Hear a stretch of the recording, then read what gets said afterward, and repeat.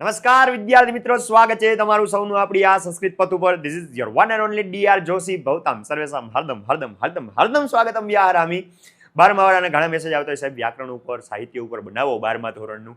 તો એના ઉપર આજે આપણે વિડીયો લઈને આવ્યા છીએ અને એ છે સંસ્કૃત સાહિત્યનો પરિચય. તો સંસ્કૃત સાહિત્યના પરિચયમાં તમને પરિચયાત્મક ટિપ્પણી પૂછાય છે. સાયન્સવાળા છો 2 માર્કમાં પૂછાય, આર્ટ્સવાળા છો 4 માર્કમાં પૂછાય. તો આપણે એના માટે સાહિત્ય ભણવાનું છે અને સાહિત્યમાં આજે આપણે લઈને આવીએ છીએ શું? રામાયણ. વાવ. તો આજે રામાયણ ભણવાની છે. રમ્યા રામાયણી કથા. રામાયણ તમને બધાને ખબર જ છે, નથી ખબર તો આજ પડી જશે. પણ એને પહેલા પરિચય લખવાનો હોય તો પરિચયાત્મક ટિપ્પણી લખવી જોઈએ, બરોબર? તો પરિચય પહેલા આપવો પડે કે રામાયણ કોણે લખી, એનું પ્રમાણ શું છે, કેટલા શ્લોક છે, કેટલા કાંડ છે, શું છે, એ બધું આપણે જાણવું જોઈએ. તો પહેલા રામ ભગવાનની નાની એવી સ્તુતિ થઈ જ જાય ને સાહેબ, હું કામ ન થાય.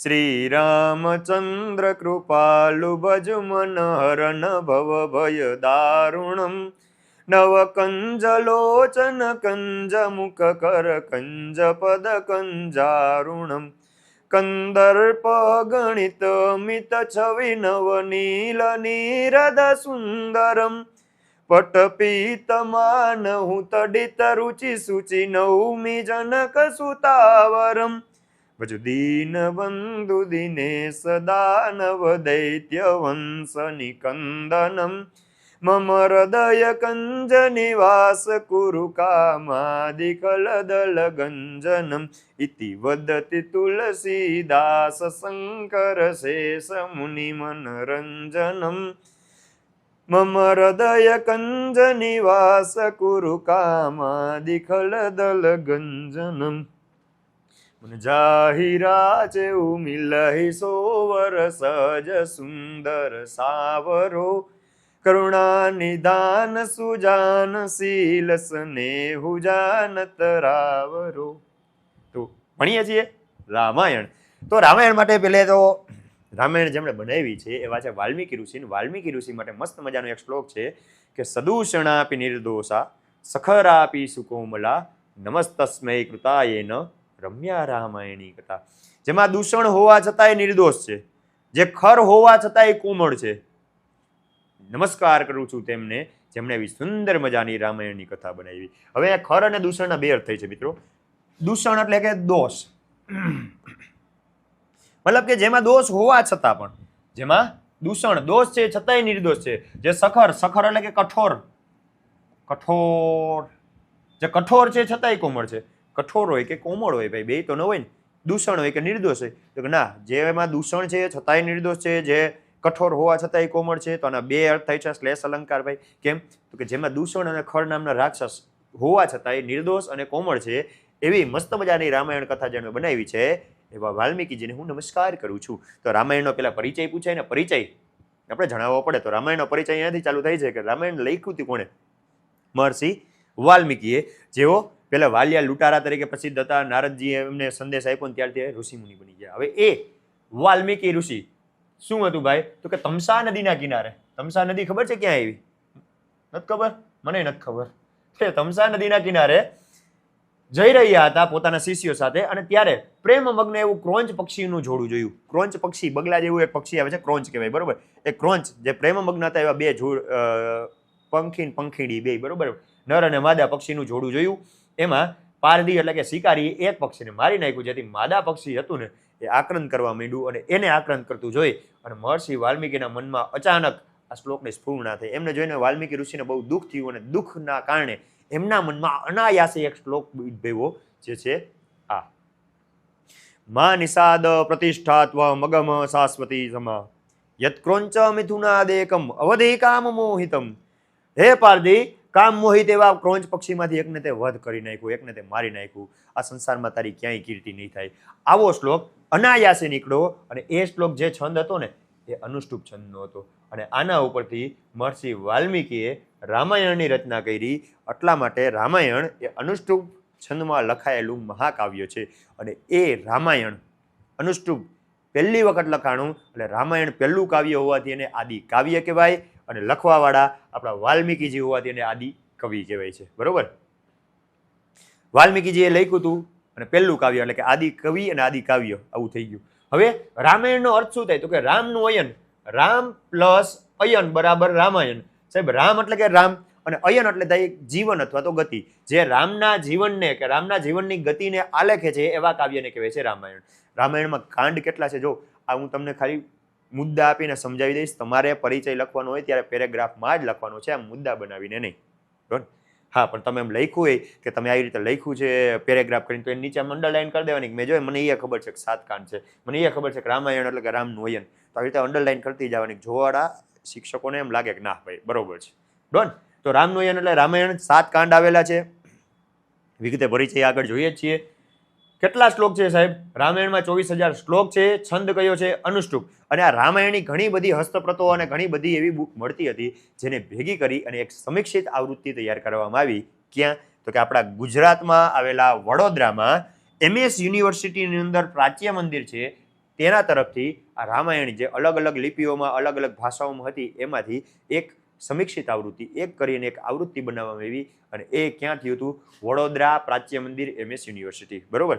તો આ MCQ તમને પ્રશ્ન પૂછાઈ જાય તો MCQમાં આવું ભૂલ ન થાય એટલા માટે આ તમને ડાયરેક્ટ મુદ્દાઓ મેં તમને કહી દીધા છે.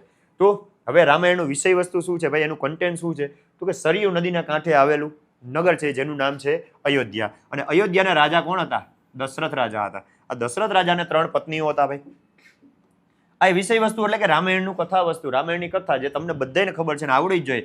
દશરથ રાજા હતા, તેમને 3 રાણીઓ હતા, કૌશલ્યા, સુમિત્રા અને કૈકેયી. આ 3 રાણીઓથી રાજા દશરથને કુલ 4 પુત્રો, જેમાં કૌશલ્યાથી રામ, સુમિત્રાથી લક્ષ્મણ અને શત્રુઘ્ન અને કૈકેયીથી એક ભાઈ ભરતભાઈ.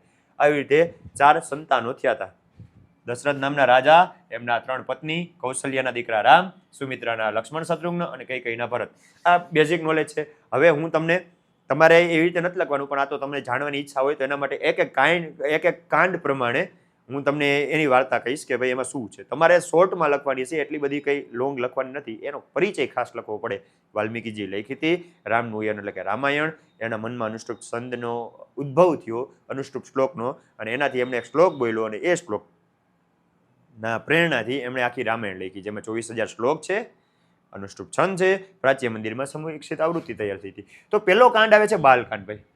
જો રામાયણને આમ 7 કાંડ યાદ રાખીએ. રામ ભગવાન પહેલા નાના હતા તો બાલકાંડ, અયોધ્યામાં તો અયોધ્યાકાંડ, અયોધ્યામાં જંગલમાં ગયા તો અરણ્યકાંડ, જંગલમાંથી કિષ્કિંધા ગયા, સુગ્રીવને મળ્યા તો કિષ્કિંધાકાંડ, ત્યાંથી હનુમાનજી શોધખોળ કરવા નીકળ્યા એટલે એનું નામ પડ્યું સુંદરકાંડ, ત્યાંથી પાછા રિટર્ન આવ્યા, પાછા લંકા ઉપર આક્રમણ કર્યું તેને લંકાકાંડ અથવા તો યુદ્ધકાંડ કહેવાય. અને ત્યારબાદ બધું પૂરું થઈ ગયું, રામ પાછા આવી ગયા અને પછી જે ઘટના બને છે એને કહેવાય ઉત્તરકાંડ. આવી રીતે 7 કાંડ છે. તો પહેલા બાલકાંડમાં શું આવે છે? તો બાલકાંડમાં આવું છે કે વાલ્મીકી દ્વારા સ્નાન માટે ગમન કરે છે, સ્નાન માટે જાય છે અને સ્નાનમાં તમને બધાને ખબર છે, હમણાં જ વાત કરી. શું વાત કરી?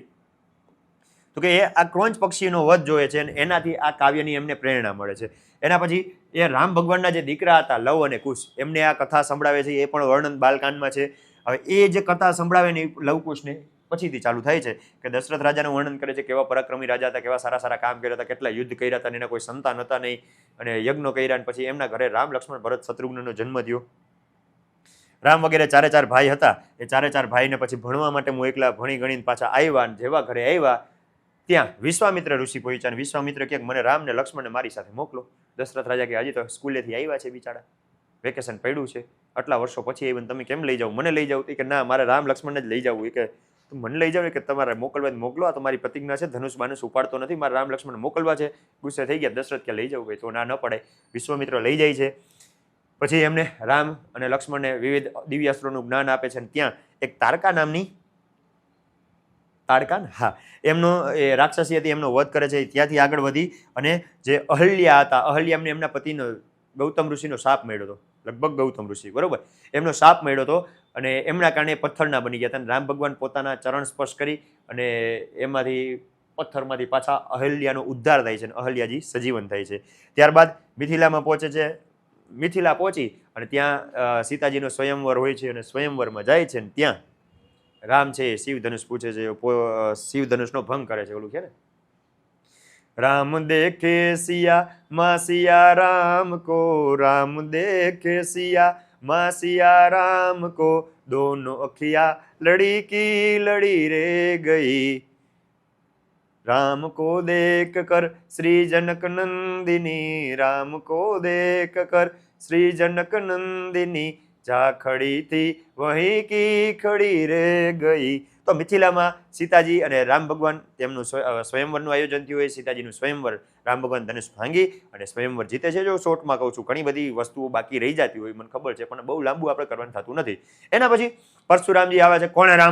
કોણે મહાદેવનું ધનુષ તોડ નાખ્યું એની યાર યુદ્ધ કરીને ત્યાં પરશુરામ અને લક્ષ્મણજી થોડીક વાટાઘાટ કરે છે અને ઉગ્રતા થાય છે અને પછી રામ ભગવાન બંનેને શાંત પાડે છે અને આવી રીતે બાલકાંડ પૂરો થાય છે. ત્યારબાદ આવે છે અયોધ્યાકાંડ. હવે લગ્ન કરી બધા અયોધ્યા પાછા પડે છે અને ત્યાં દશરથ રાજા રામના અભિષેક વિશે વિચારે છે કે રામ મારા દીકરાને લગ્ન થઈ ગયા, યોગ્ય છે, રાજા બનવા માટે યોગ્ય છે ને હવે એને મારે રાજા બનાવવો જોઈએ, આવો વિચાર કરે છે ને ત્યાં જ માતા કઈ હતા એ કઈ કોપ ભવનમાં વયા ગયા, રીસાઈ ગયા ને એમને રીસાવા માટે ગયા અને ત્યારે એમને માગ્યા બે વચન.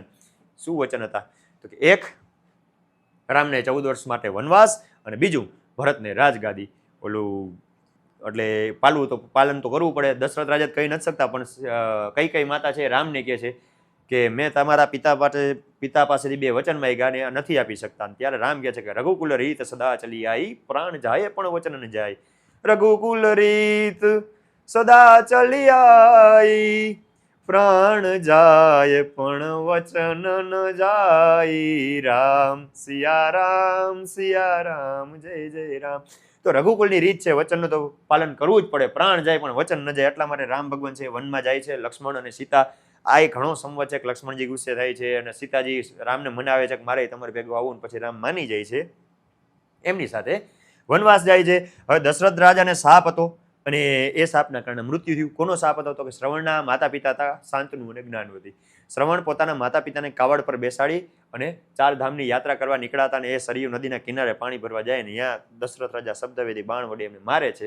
શ્રવણનું મૃત્યુ થઈ જાય ત્યારે એમના માતા પિતા એને સાપ આપ્યો છે, જેવી રીતે અમે પુત્રના વિયોગથી મરીએ છીએ તું પણ પુત્રના વિયોગથી મરીશ. એટલા માટે એ સાપના કારણે દશરથ રાજાને મૃત્યુ થઈ છે.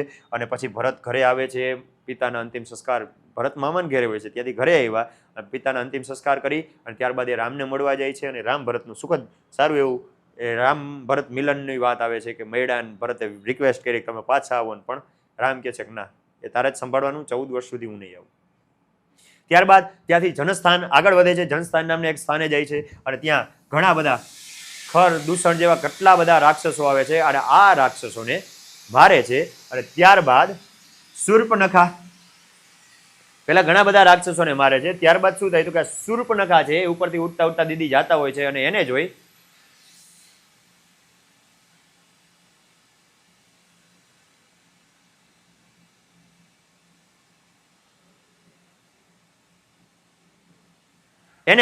અને રામ અને લક્ષ્મણને જોઈને શૂર્પનખા છે એ મોહિત થઈ જાય છે. એમની સામે વિવાહનો પ્રસ્તાવ મૂકે છે. રામ લક્ષ્મણ ના પાડે છે. કેમ? તો કે સીતાજી યારે લગ્ન થઈ ગયા છે, આ બેનનું મગજ ગયો ને સીતાને ગળું પકડવા જાય ને લક્ષ્મણજી નાક ઉડાડી દે. અને દીદી દોડતા દોડતા ખરદૂષણ ભાઈ પાસે જાય. ખરદૂષણ આવ્યા, રામ લક્ષ્મણ એને માર્યા, પછી એને મરી ગયા એટલે રાવણ પાસે ગયા અને રાવણની સામે સીતાજીનું વર્ણન કરે છે કે કેવા સુંદર સીતાજી છે ને તમારા જ રાજ્યમાં શોભે. આવું બધું એમના ભાઈને રાવણને કહે છે. રાવણ એમના મામા મારીચને સ્વર્ગનું મૃગ એટલે કે સોનાનું હરણ બનાવીને મોકલે છે અને એ લેવા રામ જાય છે અને પાછળથી સીતાજીનું રાવણ દ્વારા અપહરણ થાય છે. જટાયુ ને રાવણનું યુદ્ધ. જટાયુ છે તમે 10માં ભણ્યા હશો કે ભાઈ જટાયુ ને રાવણની વચ્ચે યુદ્ધ થયું, જેમાં જટાયુ પોતાની પૂરી મહેનત કરી લીધી અને છેલ્લે મૃત્યુ પામ્યા અને રાવણને રોકવા માટે ખૂબ પ્રયાસ કર્યો હતો. એનું પણ અરણ્યકાંડમાં આવે છે. અને ત્યાંથી આગળ વધી અને રામ છે એ સબરીજીને મળે છે. ઓલી કયું ગીત વાયરલ છે ભૂલાઈ ગયું, ચાલો કઈ વાંધો નહીં, પણ સબરીજી મેરી ઝોપડી કે ભાગ આજ ખુલ જાએંગે, રામ આએંગે તો અંગના સજાઉંગી, જે હોય એ સબરીજીનું ગીત. બરોબર, સબરીજીને મળે છે ને સબરીજી એને આગળ ઋષિમુખ પર્વતનું જે છે વર્ણન કરે છે. તો રામ એમની પ્રેરણાથી ઋષિમુખ પર્વત ઉપર જાય છે અને ત્યાં જાય છે એટલે ત્યાં રહેતા હોય છે સુગ્રીવ. આ સુગ્રીવ અને વાલી બંને સગા ભાઈઓ હતા, પણ વાલી બહુ શક્તિશાળી હતો અને અસમંજસના કારણે, અસમંજસ શું છે તો કે ભાઈ એક વખત કોઈ રાક્ષસને મારવા જાય છે વાલી અને સુગ્રીવ, બે ભાઈઓ પાક્કા હગા ભાઈઓ, બે ભાઈઓ રાક્ષસને મારવા ગયા હોય, જેમાં રાક્ષસ ગુફામાં જાય. વાલી એમ કહે છે કે ભાઈ તું બહાર ઉભો રહે, હું એને મારીને આવું. ઘણો સમય વીતી જાય, આ આવતા નથી, બહાર લોહી આવે છે અને આ ભાઈનો અવાજ આવે છે. સુગ્રીવને એમ થયું ભાઈ મરી ગયો, તો એક ગુફા બંધ કરીને પોતે વયા જાય. રાજ્યમાં જઈને વાત કરે છે અને મંત્રીઓ કહે તો તમે રાજા, આ ભાઈ રાજા બની બેસી ગયા. પછી વાલી જીવતા આવે ને એમ થયું કે મારા રાજ્ય મેળવવા માટે મને ગુફામાં પૂરી આવ્યો, નીકળ એમ કરીને કાઢી મૂકે છે અને એના પત્નીને બધાને લઈ લે છે. બરોબર, તો એ સુગ્રીવ એમનાથી બચતા બચતા પર્વત ઉપર રહેતા હોય છે અને ત્યાં એમને બીક લાગે કે આ બે માણસ કોણ આવ્યા, તો એ પહેલા હનુમાનજીને મોકલે છે. હનુમાનજી જઈ અને રામ લક્ષ્મણનો પરિચય મેળવે છે. પછી એમને બંને લાવી અને રામ સાથે આ જે સુગ્રીવજી છે એમની મિત્રતા કરાવે છે. ત્યારબાદ વાલી, સુગ્રીવનો મોટો ભાઈ, એને મારે છે. મારી અને પછી આ ભાઈ વચન હોય કે મિત્રતા બાંધી દે, કેમ કે વાલીને હરાવીને એમની જગ્યાએ તમને રાજા બનાવી દેશું, પણ અમારે સીતાની શોધ કરવા માટે તમારે મદદ કરવી પડશે. આ ભાઈ મદદ કરવાની હા પાડે છે.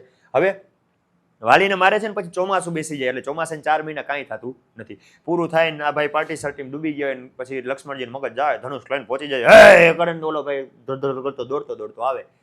ત્યારે હનુમાનજી સમજાવે છે અને આ ભાઈ પોતાની આખી સેનાને ચારેય દિશાઓમાં સીતાજીની શોધ કરવા માટે મોકલે છે. અને ત્યાં હનુમાનજીને બધા પશ્ચિમ નહીં, સાઉથ, દક્ષિણ દિશામાં જાય છે, બરોબર. અને ત્યાં જઈ અને સંપાતિ, જે જટાયુના ભાઈ હતા, એમની સાથે વાત થાય છે અને એ બધી વાત કરે છે કે ભાઈ આવી રીતે જટાયુનું વધ થઈ ગયું. અને ત્યારે સંપાતિ એમની મદદ કરે છે અને કહે છે કે સામે દરિયા પાર લંકા નામની એક નગરી છે, ત્યાં મને એવું લાગે છે કે સીતા હશે, કેમ કે ગીધની દ્રષ્ટિ બહુ લાંબી હોય. સંપાતિ એક ગીધ હતું, બરોબર.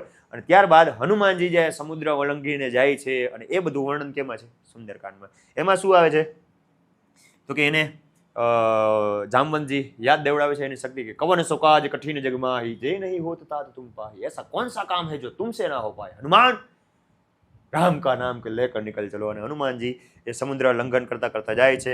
એ પછી લંકાને જુએ છે. લંકાનું વર્ણન આ રાક્ષસને વચ્ચે ઘણા આવે, એનો નાશ કરીને આગળ વધ્યા. અશોક વાટિકામાં જઈ સીતાજીને મળે છે. સીતાજીને મળી અને આખી જે અશોક વાટિકા હતી ત્યાં ફળ ખાઈને વિધ્વંસ કરે છે. અને વિધ્વંસ કરે એટલે સૈનિકો આવે છે. રાવણનો દીકરો અક્ષયકુમાર આવે છે, એને મારી નાખે છે. બીજો દીકરો આ મેઘનાથ આવ્યો, એમની સાથે યુદ્ધ કરે છે, બ્રહ્માસ્ત્ર ચલાવે છે, તો હનુમાનજી બંધાઈ જાય છે. ત્યારબાદ એમની પૂંછમાં આગ લાગે છે, એટલે હનુમાનજી આખી લંકાને હળગાવે છે. હનુમાન પાછા રિટર્ન આવે છે અને રામ સાથે એમનું મિલન થાય છે, રામને મળે છે. ત્યાં સુધી હતો સુંદરકાંડ. ત્યારબાદ યુદ્ધકાંડ ચાલુ થઈ જાય છે. જો આ આખું તમારે યાદ નથી રાખવાનું ભાઈ, તમને જે જેટલી સ્ટોરી યાદ રહે ને યાદ રાખવાની છે, અને વિષય વસ્તુ લખવાની થશે. પહેલે પરિચય લખો, પછી વિષય વસ્તુ. રામાયણમાં તમને જે આવડતું એ રામાયણની સ્ટોરી લખવાની. પહેલા પરિચય, પછી યુદ્ધકાંડ. આ તો ખાલી તમને જાણવાની ઈચ્છા હોય તો હું કહી દઉં છું કે યુદ્ધકાંડમાં શું આવે તો વાનર સેના પ્રસ્થાન કરે છે. ત્યારે પછી રાવણ એને સમજાવવા માટે વિભીષણ ઘણું બધું, જો વાંદરા બધા પ્રસ્થાન કરે છે. વિભીષણ રાવણને સમજાવવાની ટ્રાય કરે છે, સમજતો નથી, પછી કાઢી મૂકે છે વિભીષણને. સમુદ્ર સેતુ બનાવે છે. આ બધા વાનર સેના આખી સમુદ્ર સેતુ, આ પથ્થર લઈ અને સમુદ્ર સેતુ બનાવ્યો. ત્યારબાદ અંગદના પગની વાત આવે છે કે અંગદ આ અંગદ છે. અંગદજી રાવણના રાજ્યમાં જઈને પગ મૂકી દે છે, મતલબ એને રાજસભામાં જઈને કે કોઈના તેવડ હોય ને મારો પગ હટાડીને દેખાડો. જો ખાલી પગ હટાડી દીધો ને રામ સેના લઈને પાછી વહી જાય, કોઈ એનો પગ ઉપાડી નથી શકતા. રાવણ નાખે છે આપણે, દાદા મારા પગે શું લાગે? હોશિયાર માણસ હતો, જો ક્યાં પાછળ હતું એ આવડે. એને ખબર હતી કે આ તો હિમાલય ઉપાડી દીધો, કઈ નક્કી નહીં ઉપાડે કે ન ઉપાડે. પગ રાખી દીધો. રાવણ આવ્યો નાખી ઝાપટ ઉડાડી દીધી. દાદા કે મારા પગે શું લાગે? રામને પગે લાગવાનું. અને એ અંગદના પગની વાત આવે. પછી રામ લક્ષ્મણને પાસમાં બાંધી નાખે છે. ગરુડજી એમને છોડાવે છે, એ વાત આવી. મેઘનાથ અને લક્ષ્મણનું યુદ્ધ થઈ છે, જેમાં લક્ષ્મણજી મૂર્છિત થઈ જાય છે અને હનુમાનજી જડીબુટી લાવી, સંજીવની લાવી અને એમને પાછા સજીવન કરે છે. પછી કુંભકર્ણ જગાડવામાં આવે છે. કુંભકર્ણનું યુદ્ધ આવે છે. કુંભકર્ણને રામ ભગવાન નાશ કરે છે. રાવણનો વધ થાય છે. રામ ભગવાન છેલ્લે રાવણનો વધ કરે છે અને વિભીષણનો રાજ્યાભિષેક કરી અને અયોધ્યા તરફ પાછા ફરે છે. અને ત્યારબાદ એમાં આવે છે રૈયો, જેનું નામ છે ઉત્તરકાંડ. શું નામ છે? ઉત્તરકાંડ. છેલ્લા કાંડનું નામ છે ઉત્તરકાંડ. અને ઉત્તરકાંડમાં શું આવે છે ભાઈ તો કે રામ પાછા રાજ્યમાં પધારે છે અને એમની પ્રજા બહુ સુખથી રહેતી હોય. સીતાજી છે એ શું કે પ્રેગ્નન્ટ થઈ છે, ગર્ભવતી થઈ છે. ત્યારે પ્રજામાં અમુક લોકો આવી અફવા ઉડાડી દે છે કે ભાઈ આ સીતા છે, આટલા વર્ષ બીજી અહીંયા રહેવાના, એ કે આ તો રામ એમને સ્વીકારે ને અમે ન સ્વીકારીને, આવી બધી વાત થઈને રામ પાછા સીતાજીનો ત્યાગ કરે છે. અને ત્યાગ બાદ વાલ્મીકીજીના આશ્રમમાં રહી અને સીતાજી લવકુશને જન્મ આપે છે. અને પછી આ રામાયણ સાંભળે છે અને રામાયણ પાછી પૂરી થાય છે અહીંયા જ. તો આઈ થિંક સમજાણી હશે. સમજાણી હોય તો લાઈક, શેર, સબસ્ક્રાઈબ કરી દો. ભાઈબંધ બેનપણી મોટા ભાઈઓને બધાને મોકલી દો. અને કાંઈ ડાઉટ હોય તો આ નંબર આપણો છે જ ને, 9181780770. ત્યાં સુધી મળતા રહીએ છીએ નેક્સ્ટ લેક્ચરમાં. Thank you. જય હિન્દ, જય ભારત.